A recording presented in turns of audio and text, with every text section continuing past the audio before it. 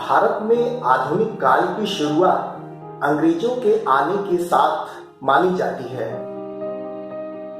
अंग्रेजों के आने के साथ ही भारत में इतिहास लेखन और इसके पुनर्अध्ययन की भी शुरुआत होती है। इतिहास लेखन या इसके पुनर्अध्ययन की कई सारी शाखाएं रही। उन्हीं में से एक इतिहास लेखन की साम्राज्यवादी विचारधारा, इसकी प्रवृत्तियां एवं दृष्टिकोण, इस विषय पर आज का हमारा ये व्याख्यान केंद्रित है। साम्राज्यवाद से तात्पर्य किसी देश या राज्य के द्वारा अपनी सीमाओं का विस्तार किया जाना। हमें ध्यान है लगभग 17वीं शताब्दी में यूरोप से कई सारे देश व्यापार करने के लिए भारत में आए। व्यापार करने के साथ साथ इन देशों ने अपनी अपनी कॉलोनियां बनाना शुरू कर दी। इन देशों में मुख्य रूप से डच, पुर्तगाली, फ्रेंच यानी फ्रांसीसी और अंग्रेज रहे। इन देशों के बीच भारत में राजनीतिक प्रतिस्पर्धा की भी शुरुआत होती है।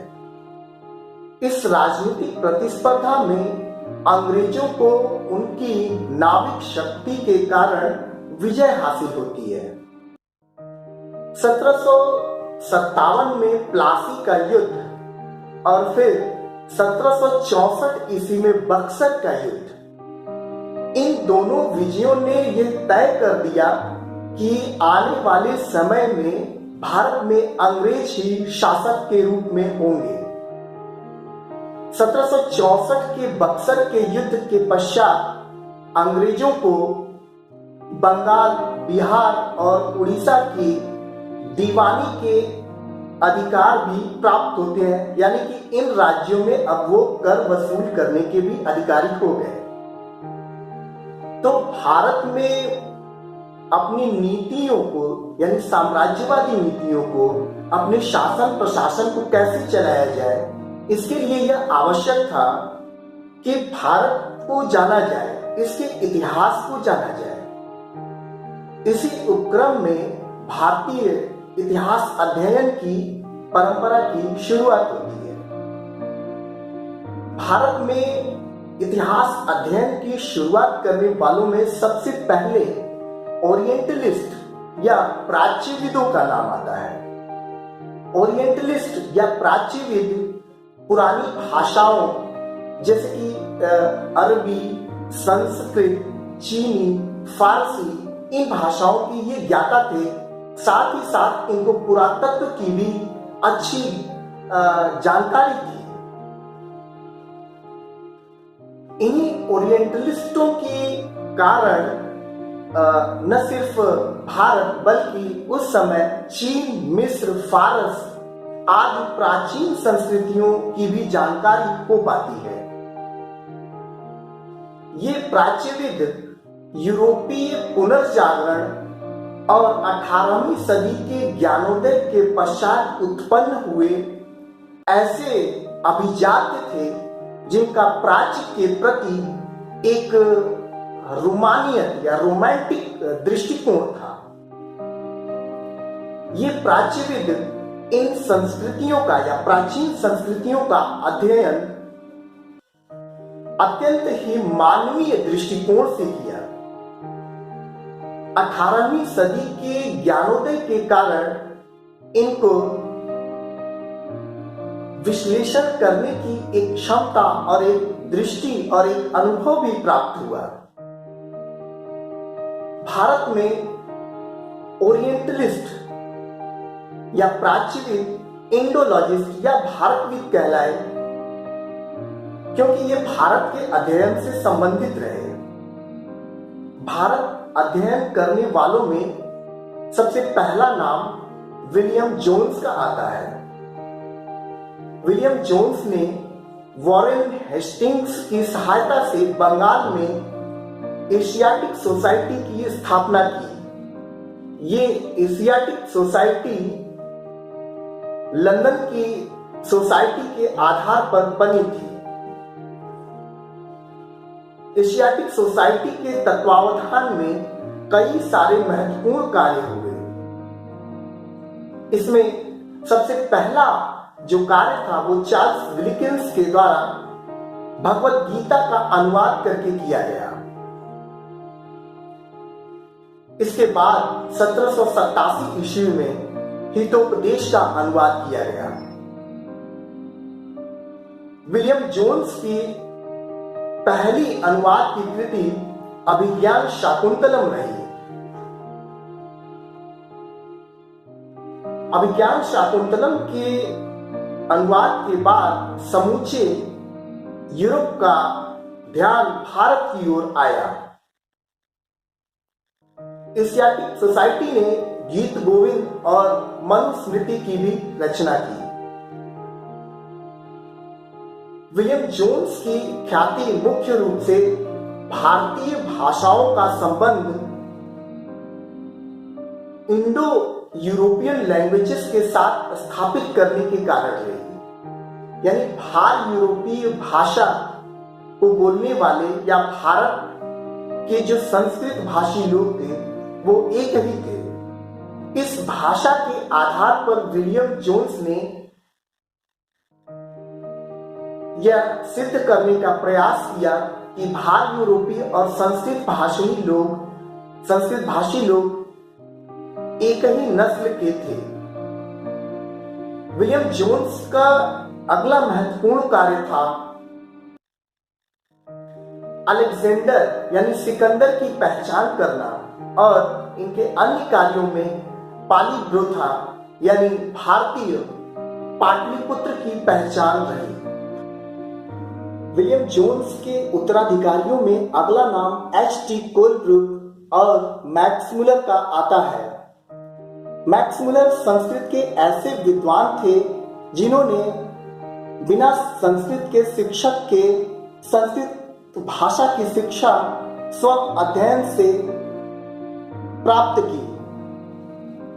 मैक्स मुलर ने तत्कालीन भारत में ज्ञात लगभग सभी संस्कृत ग्रंथों का अध्ययन किया और इसे 1859 ईस्वी में हिस्ट्री ऑफ संस्कृत लिटरेचर नामक पुस्तक में प्रकाशित किया। इसके अलावा मैक्स मुलर ने पुराणों पर भी अपना अध्ययन कार्य किया। मैक्स मुलर का पुराणों पर किया गया अध्ययन कार्य the sacred book of the east में प्रकाशित हुआ। भारतीय इतिहास की सेवा करने वालों में प्राच्यविदों में अगला महत्वपूर्ण नाम जेम्स प्रिंसेप का है। जेम्स प्रिंसेप कलकत्ता के टकसाल में अधिकारी के पद पर कार्यरत थे। जेम्स प्रिंसेप ने भारतवर्ष में गुफाओं, स्तंभों एवं मुद्राओं पर उत्कीर्ण लेखों का संकलन करना शुरू किया और इन्हें पढ़ने का प्रयास किया। जेम्स प्रिंसेप को 1834 ईस्वी में सफलता प्राप्त होती है और इन्होंने ब्राह्मी लिपि को पढ़ लिया। जेम्स प्रिंसेप के ब्राह्मी लिपि पढ़ लेने के कारण ही भारतीय इतिहास का अत्यंत महत्वपूर्ण शासक सम्राट अशोक जो अभी तक पाली साहित्य में था अब वह ऐतिहासिक हो चुका था। जेम्स प्रिंसेप के अध्ययन के सारी सामग्री इंडियन एंटिक्विटीज में 1858 ईस्वी में प्रकाशित हुई जो इनके मरणोपरांत प्रकाशित हो सकी। इसमें उनके ऐतिहासिक पुरालेखी एवं मौद्रिक निबंधों का पूरा विवरण दिया गया है। भारतीय पुरातत्व की सेवा करने वालों में एक अत्यंत महत्वपूर्ण नाम अलेक्जेंडर कनिंघम का है। अलेक्जेंडर कनिंघम को भारतीय पुरातत्व का पिता कहा जाता है। इन्होंने भारतीय पुरातत्व सर्वेक्षण की स्थापना लॉर्ड कर्जन के समय में की। अलेक्जेंडर कनिंघम ने बौद्ध साहित्य में वर्णित स्थलों का सर्वेक्षण करना शुरू किया। इस क्रम में इन्होंने सबसे पहले सारनाथ का उत्खनन कार्य किया, उसके पश्चात सांची और फिर तक्षशिला का उत्खनन कार्य अलेक्जेंडर कनिंघम के द्वारा किया गया। अलेक्जेंडर कनिंघम के कार्यों को the ancient geography of India, corpus inscription indicarum, coins of India में देखा जा सकता है। इस प्रकार यह स्पष्ट होता है कि विशेषतः प्राचीन भारतीय इतिहास की पुनर्प्रस्तुति को दिशा देने का कार्य प्राच्यविदों द्वारा किया गया। इन्हीं इंडोलॉजिस्ट यानी भारतविद के कारण भारत का एक क्रमिक इतिहास लगभग 3000 ईसा पूर्व तक दुनिया के समक्ष उजागर हो सका। परंतु इसके साथ ही प्राच्यविदों ने कुछ ऐसी गलतियां की जिसकी कीमत आने वाली पीढ़ियों को चुकानी पड़ी, जैसे कि वैदिक भाषा और भार यूरोपीय भाषा का तादात्म्य स्थापित कर एक प्रजातीय सिद्धांत को प्रतिपादित करना, भारत में नस्लीय विभेद के सिद्धांत को बढ़ावा देने का कार्य किया। श्रेष्ठ आर्य भारत में प्रव्रजन के द्वारा भारत में प्रविष्ट हुए। इन्होंने आस्ट्रिक और द्रविड़ जातियों पर विजय प्राप्त की। इस श्रेष्ठ आर्य नस्ल की सर्वोच्चता ने यूरोपीय साम्राज्यवाद को महत्व देने का कार्य किया। यह साम्राज्यवादियों के लिए एक अचूक अस्त्र के रूप में उन्हें प्राप्त हुआ।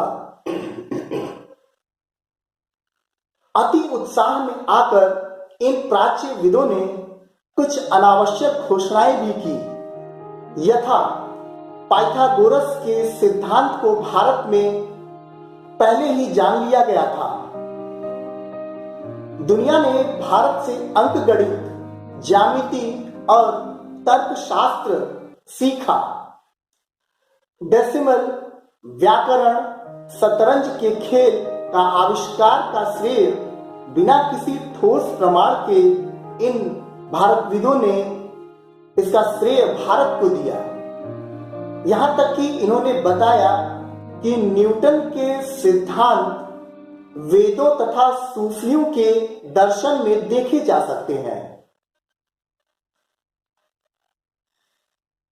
इस प्रकार के दावे भारत गुलाम भारतवासियों के लिए मरहम के समान थे, परंतु इस तरह की घोषणाओं ने पुनः एक बार भारतीयों को पुरातन रूढ़ता की ओर धकेलने का प्रयास किया। इस प्रकार के अनावश्यक और प्रमाणहीन दावों ने भारत में उग्र राष्ट्रवाद को जन्म देने का कार्य किया। प्राच्यविदों के पश्चात इतिहास लेखकों ने पूर्ण रूप से साम्राज्यवादी इतिहास लेखन की नीति का अनुसरण किया। इस क्रम में सबसे पहला नाम जेम्स मिल का आता है। जेम्स मिल के ऊपर तत्कालीन यूरोप में प्रचलित उपयोगितावादी दर्शन का पूर्ण प्रभाव था। उपयोगितावादी दर्शन का प्रणेता स्कॉटिश जर्मी बेंथम था। इस उपयोगितावादी दर्शन के अनुसार पुरानी पड़ चुकी रीति रिवाज, परंपराएं, प्रथाएं या प्रशासन अथवा कानून को उपयोगी रीति रिवाजों, परंपराओं, प्रथाओं या कानूनों के माध्यम से बदल दिया जाना चाहिए। अर्थात जो कानून या रीति रिवाज उपयोगी हों उन्हीं को प्रयोग में लाया जाना चाहिए। इस उपयोगितावादी दर्शन का पूर्ण प्रभाव यूरोप में देखा जा रहा था, जिससे पूरे यूरोप में एक परिवर्तन और बदलाव स्पष्ट रूप से परिलक्षित हो रहा था। तत्कालीन भारत को भी इसी दृष्टि से देखने का प्रयास किया गया तो भारत को अर्ध बर्बर जड़ीभूत नटों और सपेरों के देश के रूप में देखा गया। जेम्स मिल ने अपनी रचना हिस्ट्री ऑफ ब्रिटिश इंडिया में भारत के इन्हीं स्वरूपों का दर्शन किया। जेम्स मिल का हिस्ट्री ऑफ ब्रिटिश इंडिया 6 खंडों में प्रकाशित हुई। 1816 ईस्वी में प्रकाशित पुस्तक हिस्ट्री ऑफ ब्रिटिश इंडिया का प्रभाव अब तक सर्वाधिक और व्यापक था। जेम्स मिल ने किसी गंभीर इतिहास लिखने की बजाय सरकारी साम्राज्यवादी एजेंडे पर काम किया। इन्होंने अपने इतिहास लेखन में स्रोत के लिए यूरोपीय व्यापारियों और यात्रियों के साक्ष्य लिए, जो बहुत हद तक उपयुक्त नहीं माने जा सकते। इस प्रकार के साक्ष्यों को अन्य स्रोतों से अवश्य पुष्ट होने चाहिए।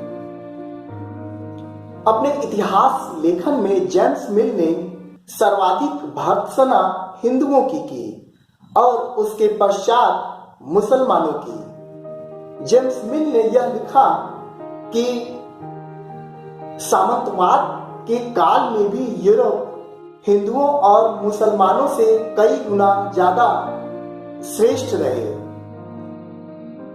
इन्होंने लिखा कि हिंदू शासनकाल में भारत की उपलब्धि के लिए कुछ भी नहीं था। मुसलमानों के शासन में आने के बाद हिंदुओं ने बहुत कुछ उनसे सीखा। और आगे लिखा कि यद्यपि ब्रिटिश शासन हर दृष्टिकोण से प्रशंसा का पात्र नहीं था, परंतु यह उन दोनों से अधिक अच्छा था। मिल की हिस्ट्री ऑफ ब्रिटिश इंडिया के कई संस्करण प्रकाशित हुए। यह पुस्तक भारत में आने वाले अंग्रेज अधिकारियों के लिए दिशा निर्देश का कार्य कर रही थी। इस पुस्तक को कॉलेजों में पढ़ाया जाता रहा तथा अंग्रेज अधिकारियों के लिए इससे प्रशिक्षण की व्यवस्था की गई। इनकी हिस्ट्री ने भारत में ब्रिटानी साम्राज्य के औचित्य को एक सशक्त आधार देने का कार्य किया। मिल के इतिहास का सबसे बड़ा दोष इसका सांप्रदायिक काल विभाजन था। भारतीय इतिहास का सांप्रदायिक विभाजन इसके आने वाले समय के लिए काफी नुकसानदायक साबित हुआ। इन्होंने हिंदू भारत, मुस्लिम भारत और उसके साथ ईसाई भारत की बजाय आधुनिक भारत के रूप में इतिहास को प्रकट किया। साम्राज्यवादी इतिहास लेखकों की परंपरा में मिल के बाद इलियट और डाउसन का नाम आता है।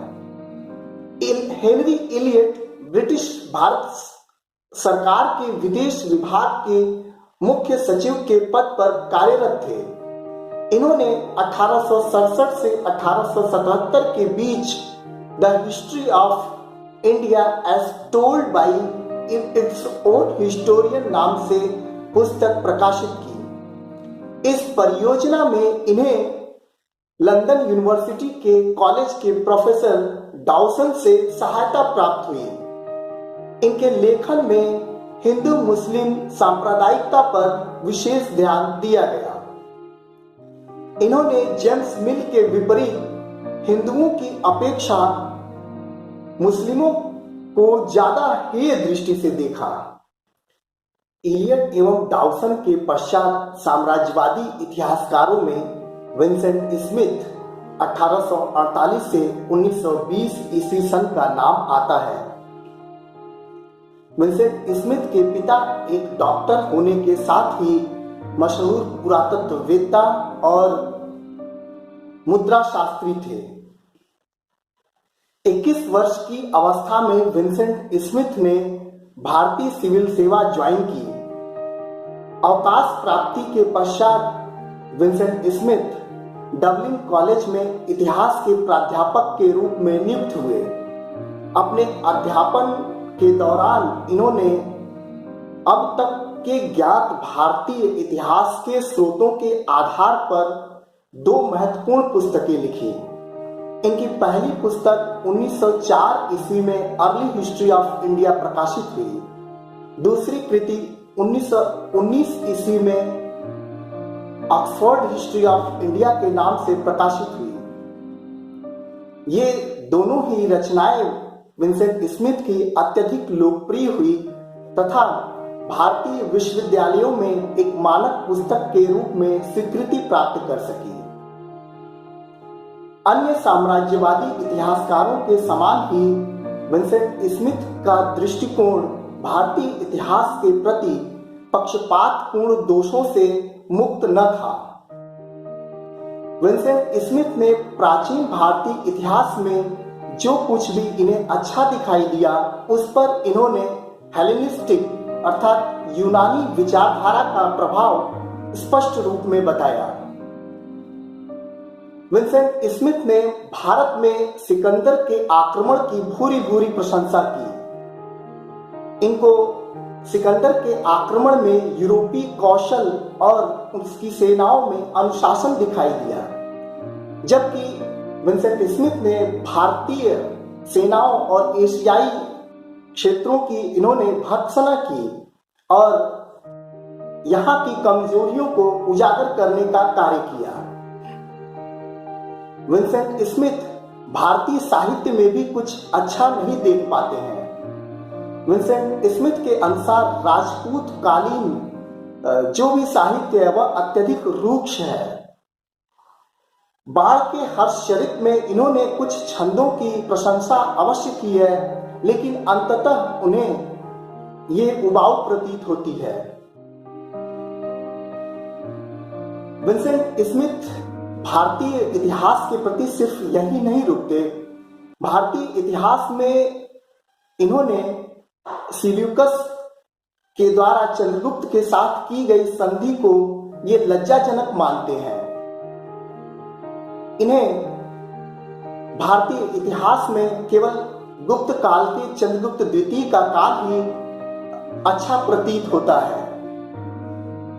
विंसेंट स्मिथ ने अर्थशास्त्र की भी आलोचना उसकी राजशाही राजतंत्रीय प्रणाली और कठोर कर प्रणाली के कारण की है। हर्षवर्धन के पश्चात विंसेंट स्मिथ को कुछ भी भारतीय इतिहास में अच्छा दिखाई नहीं देता है।